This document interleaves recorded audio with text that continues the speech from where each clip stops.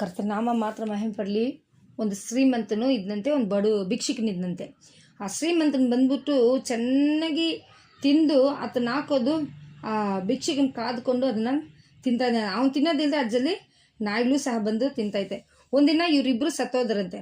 ಒಂದಿನ ಇವನು ಶ್ರೀಮಂತನ ಸತ್ತೋದಾಗ ಅವ್ನು ನರಕದಲ್ಲಿರ್ತಾನೆ.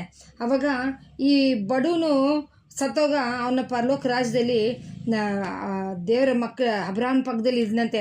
ಆವಾಗ ಇವನು ಹೇಳ್ತಾನಂತೆ, ಅವನು ಮಾತ್ರ ಅಲ್ಲಿ ಕೂರಿಸಿದ್ಯಲ್ಲ, ನನಗಿಲ್ಲಿ ನರಕದಲ್ಲಿ ಹಾಕಿದ್ಯಲ್ಲ ಅಂದರೆ ಅವಾಗ ಹೇಳ್ತಾರಂತೆ, ನೀನು ಈ ಲೋಕದಲ್ಲಿ ಒಳ್ಳೆ ಸುಖ ಭೋಗದಿಂದ ನೀನಿದ್ದೆ, ಆದರೆ ಆತನ ಕಷ್ಟಪಡ್ತಿದ್ದ, ಆದ್ದರಿಂದ ಆತನ ಈ ದಿನ ಪರಲೋಕದಲ್ಲಿದೆ. ಆ ರೀತಿ ನಾವು ಈ ಲೋಕದ ವ್ಯವಹಾರದೇ ಈಸಿಯಾಗಿದೆ.